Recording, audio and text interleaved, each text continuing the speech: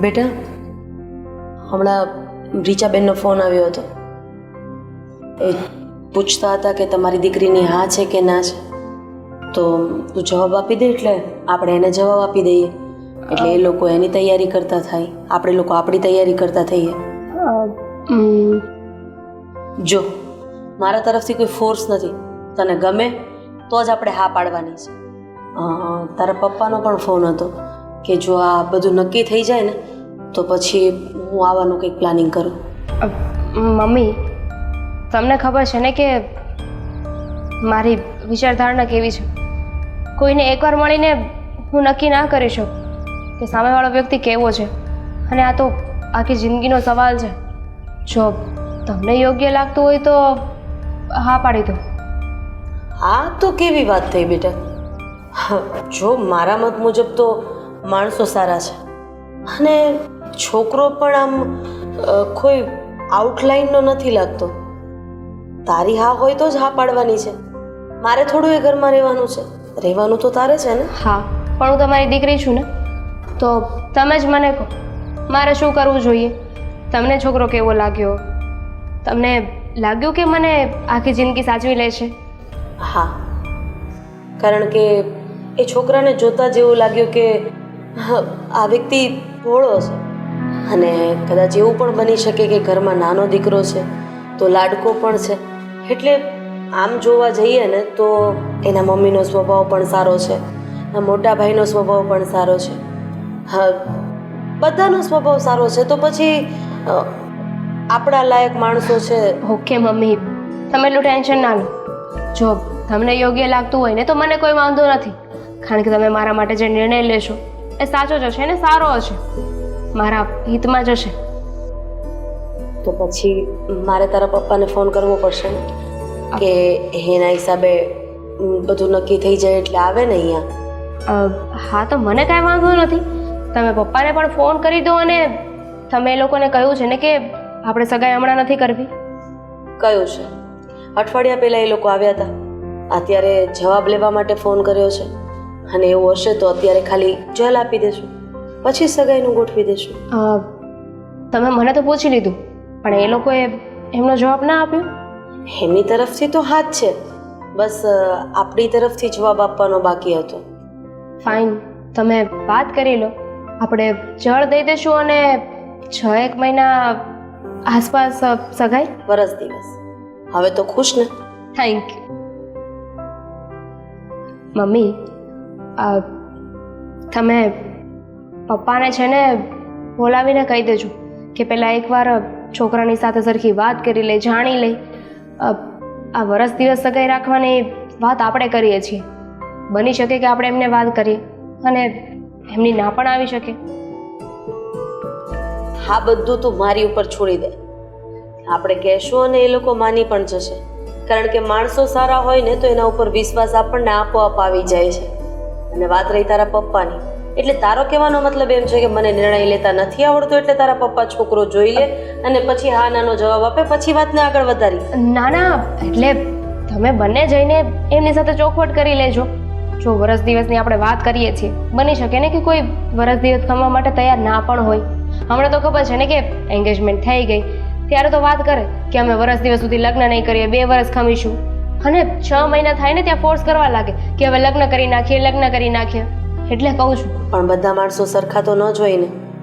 હા, હું તારા પપ્પા સાથે વાત કરી લઈશ અને રીચાબેન સાથે પણ વાત કરી લઈશ. અને હજી એક વખત પૂછું છું બેટા, જો તને ગમતું હોય ને તો જ હા પાડજે. અને એમ છતાંય તને બહાર કોઈ ગમતું હોય તો પણ તું કહી શકે છે.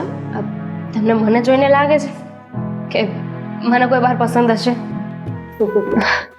વાહ, મસ્ત મજાક હતો.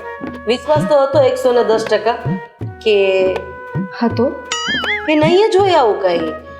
મેં તો ખાલી પૂછી લીધું તને કે છે કે નહીં. કારણ કે હું એવું માનું છું કે મારે આખી જિંદગી કોઈ સાથે વિતાવવાની છે, એના ઘરમાં એની સાથે રહેવાનું છે. તો એ ફેસલો તો મારા ઘરેથી મારા મમ્મી પપ્પા લઈને તો વધારે સારું. આજકાલ તો બહુ મોટી થઈ ગઈ હોય ને એવું મને લાગે છે. અમુક સલાહ મારે તને આપવાની હોય ને એ મારી મમ્મી બનીને તું આપે છે. હા, કારણ કે હવે મારી સગાઈ થવાની છે ને. અચ્છા, એટલે તું મોટી થઈ ગઈ છે. બેટા તું જોતામાં ક્યારે મોટી થઈ ગઈ અને આ ઘર છોડીને તારો જવાનો સમય પણ નજીક આવી ગયો.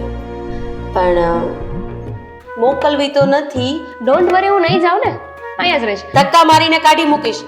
વાયડી જવું તો પડે જ ને, ગરીબ હોય કે અમીર, મોકલવી પડે દીકરીને સાસરે. અને જાવે મારા માટે એક કપ ચા બનાવી આવ. આમ પણ તું જઈશ પછી મારે જાતે જ રસોડામાં જવાનું છે અને જાતે જ બનાવવાની છે. તો 2 કપ કોફી બનાવી દઉં કે ચા જ પીવી છે? ચા જ પીવી છે તો 2 કપ ચા. વાંધો નથી.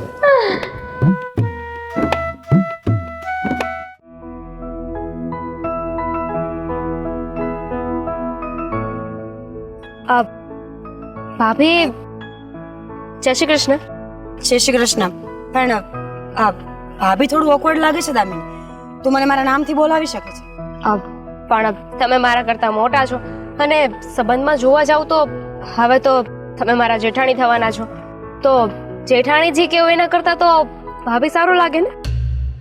થવાના હતા. સગાઈ થાય તો જેઠાણી થઈશ ને.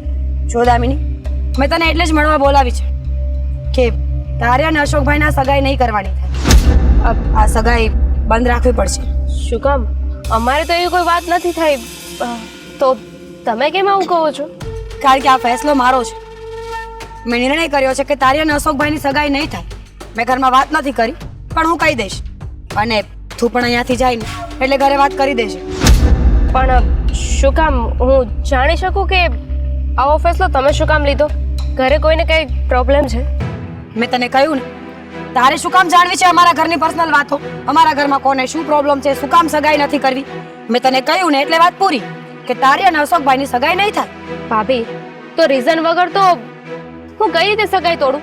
અને એમ પણ પહેલા તમારા ઘરેથી જવાબ આવ્યો હતો, તમારા દેરનો જવાબ આવ્યો, પછી જ અમે હા પાડી હતી. રીઝન જાણવું છે તો જાણી લે. મને પસંદ નથી કે અશોકભાઈ તારી સાથે સગાઈ કરે. કારણ કે તારા જેવી છોકરી મને સહેજે પસંદ નથી.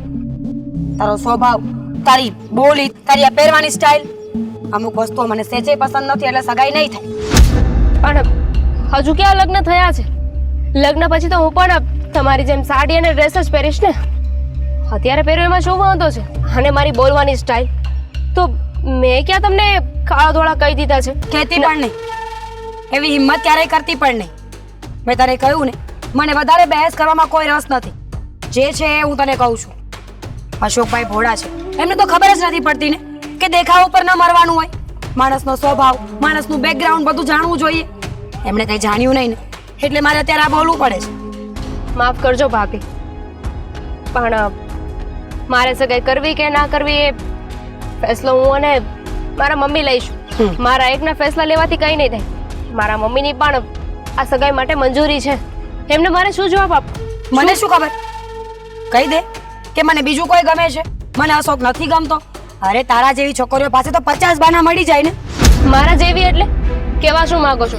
તમને મારા વિશે કોઈ આવીને કઈ કહ્યું છે? તમને એવું કહ્યું છે કે હું સારી નથી, 50 બોયફ્રેન્ડ લઈને ફરું છું? તો મને કહી દો ને. મને એવું કોઈ કહ્યું તો નથી, પણ હું ધારું ને તો ઘરે આવું સાબિત કરી દઈશ. અને એક વાત યાદ રાખજે, જો લગ્ન કરીને ભૂલે છું કે મારા ઘરે આવી છે ને તો એટલી હેરાન કરીશ કે જીવનમાં આ રસ્તો ભૂલી જઈશ. તમે મને ધમકાવી રહ્યા છો? ધમકીઓ મારો છો મને? તારે જે સમજવું હોય તું સમજી શકે છે. તને ચોખ્ખી ભાષામાં કહું છું તો તને સમજાતું નથી, તો હવે તું જ કે ને કઈ રીતે સમજાવી મારે તને? અરે અશોકભાઈ ને તારી સગાઈ પોસિબલ નથી તો નથી. છો એવું બધું હોય ને તો તમે સામેથી બધાને ના પાડી દેજો, પણ હું કોઈને કાંઈ નહીં કહું. કારણ કે હું કઈને શું કામ ને આંખે ચડું? અચ્છા, તું મને આંખે કરવા માંગે છે? તું મને ઓળખતી નથી દામિની. હું એવી વ્યક્તિ છું ને કે કદાચ હું આ બધું કરી નાખીશ ને તો પણ કોઈને ખબર નહીં પડે. અરે તું વિચાર કર ને, જો અહીંયા સુધી તને બોલાવીને આ બધી વાત તારા મોઢા પર કરી શકતી હોય ને તો હું બહુ બધું કરી શકું. તમને દુશ્મની શું છે મારાથી? તારાથી નહીં, અમુક લોકોથી દુશ્મની છે મને, તો એનું પરિણામ તારે ભોગવવું પડશે. એનો બદલો મારી સાથે શું કામ? મારી જિંદગી શું કામ ખરાબ કરી રહ્યા છો? ખરાબ નહીં, તારી જિંદગીને સુધારવાની કોશિશ કરું છું. ભાભી, જો અમારા ઘરમાં આવીશ ને તો રોજ માટે હેરાન થઈશ. એના કરતાં બેટર છે કે સગાઈ તોડી નાખ. તમે જ તમારા ઘરનું આવું બોલી રહ્યા છો. ભાભી, કઈ પ્રોબ્લેમ હોય તો મને વાત કરો ને, આપણે એનું સમાધાન લાવીશું. પણ આ સંબંધો તોડી નાખવા એ તો ક્યાંનો ન્યાય છે? તારે જે સમજવું એ સમજ. આ છેલ્લી અને પહેલી વાર કહું છું કે ભૂલે જો કે હવે સગાઈની વાત કરી છે ને તો મારા જેવું ખરાબ કોઈ નથી. જા કહી દે ઘરે જઈને તારી માને. ભાભી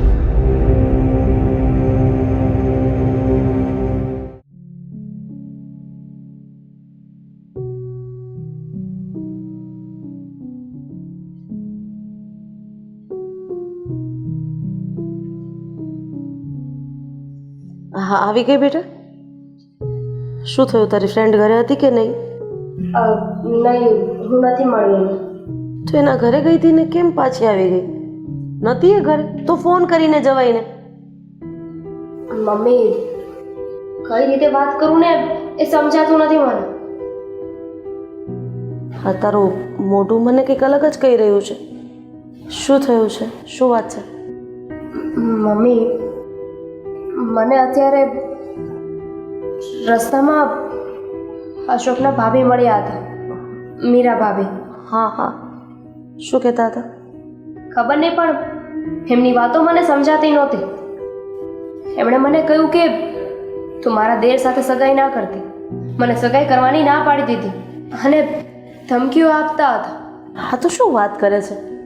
અરે હજુ તો અઠવાડિયું થયું છે આ સગાઈની હા પાડી એને, અને અઠવાડિયામાં જ આ બધી વસ્તુ. પણ મીરા આવું કરે છે શું કામ? એ મને નથી ખબર. એનું કારણ તો એમણે મને નથી કહ્યું. ફક્ત એટલું કહ્યું કે તું જો આ ઘરમાં લગ્ન કરીને આવીશ ને તો હું તને સરખી રીતે નહીં રહેવા દઉં, તને હેરાન કરીશ અને તારી મોટી બહેન નહીં પણ તારી જમ જેવી જેઠાણી બનીને રહીશ. મને લાગે છે કે આ મીરાને રીચાબેન સાથે કંઈક વેર હોય, એવું પણ બની શકે. પણ કઈ દેરાણી જેઠાણીને આવી રીતે ધમકાવવા માટે રસ્તા ઉપર મળે ને આવું બધું, મને તો કંઈ સમજાતું નથી. પણ મમ્મી તમે જ વિચાર કરો ને, સાસુ વહુ વચ્ચે વેર હોય તો એમાં મને શું કામને ધમકી આપે છે? મારો શું વાંક છે? અરે મારે આ વાતથી કંઈ લેતી દેતી જ નથી ને, એ બંનેએ જોવાનું હોય. મને આવું કહેવાનું શું મતલબ? એ વાત તો સાચી છે. હા તો ઉપાધિ આવી પડી. છોકરો સારો છે, ઘર સારું છે, માણસો પણ સારા છે, તો પછી આવું મીરાનું કરવાનું કારણ? તું ચિંતા નહીં કરતી. એવું હશે તો હું રીચાબેન સાથે વાત કરી લઈશ. મમ્મી વાત નથી કરવી, તમે સીધો ફેસલો સંભળાવી દેજો. એમને કહી દેજો કે આપણે આ સગાઈ નથી કરવી. જો બેટા, આમાં રીચાબેનનો કોઈ વાંક નથી, અને સાચી પરિસ્થિતિ શું છે ને એ જાણ્યા વગર કોઈ પણ નિર્ણય કરવો એ ખોટો છે. એટલે હું એક વખત એને જણાવીશ કે મીરાને દામિની આવી રીતે મળી હતી અને આવું કીધું છે. પછી આગળ જોશું ને કે રીચાબેન આપણને શું કહે છે. શું મતલબ છે આ બધી વાતનો? કહેશો મને? અત્યારે તો રીચા આંટી આપણને કદાચ કહી દેશે કે જે થયું એ ભૂલી જાઓ, આપણે માની પણ લઈશું, મીરા ભાભી માફી પણ માગી લેશે. પણ શું ગેરંટી કે એ ઘરમાં લગ્ન કરીને જાઓ પછી એવું નહીં કરે? અત્યારથી મમ્મી જો આવું કરી શકતા હોય ને તો એ માણસ ગમે તે કરી શકે. દામિની તું કંઈક વધારે પડતું વિચારી રહી છે. અરે એક વખત તું રીચાબેનની જગ્યાએ જઈને જો. તારા જ ઘરની વહુ છે મીરા, અને એ આવી રીતે સગપણ તોડાવવા માંગે છે તો એની પાછળનું કારણ શું હશે? જ્યારે પરિસ્થિતિ સમજમાં ન આવે ને તો અદલા બદલી કરી લેવી. તને મેં સમજાવ્યું છે ને બેટા, એક વખત સામેવાળાની જગ્યાએ આપણે ઊભું રહી જવાનું. એટલે બધી ખબર ન પડે તો કંઈ નહીં, પણ 50% અંદાજો તો આવી જશે. અને તમે એક સારા માણસ નહીં પણ એક માં બનીને વિચાર, હું ત્યાં લગ્ન કરીને જઈશ અને જેવું હું વિચારું છું એવું થયું તો પછી પાછી આ ઘરમાં પણ નહીં આવી શકું ને. આ કેવું બોલે છે? સાચું કહું છું મમ્મી, એકવાર લગ્ન થઈ જાય ને પછી સ્ત્રીઓ પર સ્ટેમ્પ લાગી જાય છે. ઠીક છે, સમજુ છું. હવે તું કહે છે ને એમ જ કરીશ, પણ એક વખત જાણી તો લેવા દે કે મીરાએ આવું કર્યું શું કામ. હા, પછી તારી જ મરજી ચાલવાની છે. હું કંઈ જબરદસ્તી તારા લગ્ન તો નહીં જ કરાવું ને બેટા. તમે જાણી લો, સમજી લો, વાત કરી લો, પણ મારી તો હવે ઈચ્છા નથી કે આ સગપણ આપણે કરીએ. જો બેટા, કોઈ પણ ઉતાવળિયો નિર્ણય ના લેવાય, અને તને વિચારવા માટે પૂરો સમય આપું છું ને. અને તું ચિંતા નહીં કરતી, આ બધી જ વાતને મગજમાંથી અત્યારે કાઢી નાખ અને એકદમ ફ્રેશ થઈ જા, જાણે કંઈ થયું જ નથી. બાકી બધું હું સંભાળી લઈશ. અને આ વાત અત્યારે તારા પપ્પાને નહીં કરતી, કારણ કે જો એને આ વાતની ખબર પડશે ને તો ખોટા ચિંતા કરશે. નહીં કરું, પણ મારા મગજમાં બસ મીરા ભાભીના શબ્દો જ ચાલી રહ્યા છે. કેવું કેવું બોલતા હતા. એક પણ વાર એમને બોલતા પહેલાં વિચાર્યું નહીં કે આ હું શું બોલી રહી છું. આના કારણે આ વાત કેટલી મોટી વધી શકે છે. એ તો વિચારવા જેવી બાબત છે. જે વ્યક્તિ વિચાર્યા વગરનો બોલે છે એ વ્યક્તિનું વ્યક્તિત્વ કેવું હશે એનો વિચાર કર્યો છે તે નહીં ને? તો પછી તું હવે ચિંતા કરવાનું બંધ કર. હું હમણાં જ રીચાબેનને ફોન કરું છું અને વાત કરી લઉં. તારા ફોનમાંથી મને ફોન લગાડી દે અને તું જા અંદર. હા.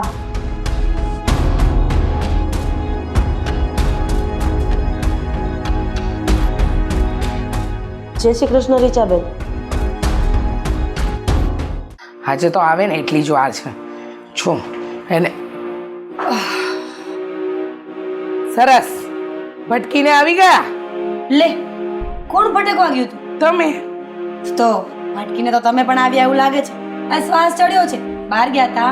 ના ના, હા તમારા કામ એવા ને કે માણસને બેઠા બેઠા શ્વાસ ચડી જાય છે. મમ્મીજી, અડડાઈ કર્યા વગર એ કહો કે કામ શું છે? કામ હોય બોલો, મારે અંદર જવું છે. હા હા, તમે તો બહુ કામ કરીને ઊંધા વળી જાઓ છો ને. કામ તો બધા જ તમારા ઊંધા છે. સીધા કામ કરતા તો તમને પહેલેથી નથી આવડ્યું. શું કર્યું છે મેં કહેશો મને? શું કર્યું છે તમને નથી ખબર કે તમે શું કરીને આવ્યા છો? લો, ખબર હોય તો પૂછું થોડી. એટલું તો સેન્સ લગાવો મમ્મીજી. હા, મારામાં તો બધું સેન્સ છે. તમારા સેન્સને કદાચ મને લાગે છે કાટ લાગી ગયો છે. વધારે બોલો છો. કામ હોય ને એ બોલો પ્લીઝ. એ જ કે તમે દામિનીને સગાઈ તોડી નાખવાનું કહ્યું ક્યારે? કે સગાઈ નહીં કરવાનું કહ્યું? કોણે કહ્યું તમને આવું? જો મને કઈ ખબર નથી.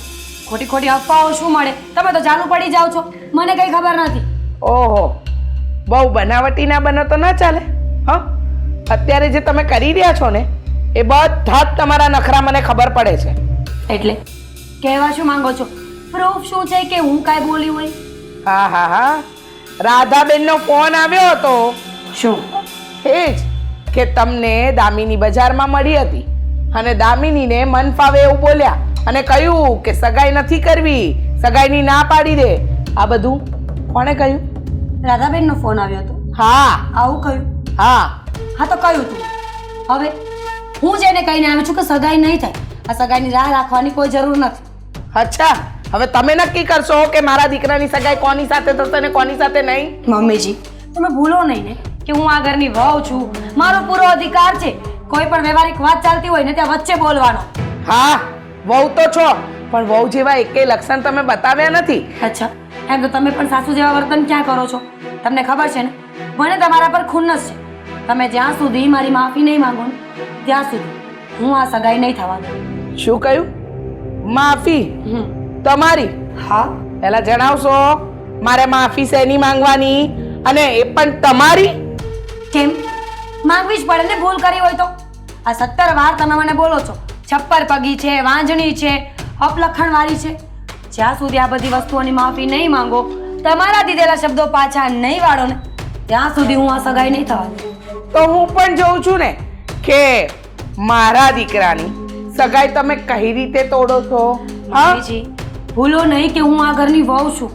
તમે સમજો, એક વખત હું રાધાબેન પાસે જઈશ અને 2 પીલુડા પાડીશ ને કે મારા સસરાવાળા મને હેરાન કરે છે, માનસિક અને શારીરિક ત્રાસ આપે છે, ઘરના એટલા અઢળક કામ કરાવે છે ને કે મારી તો હાલત ખરાબ થઈ ગઈ છે.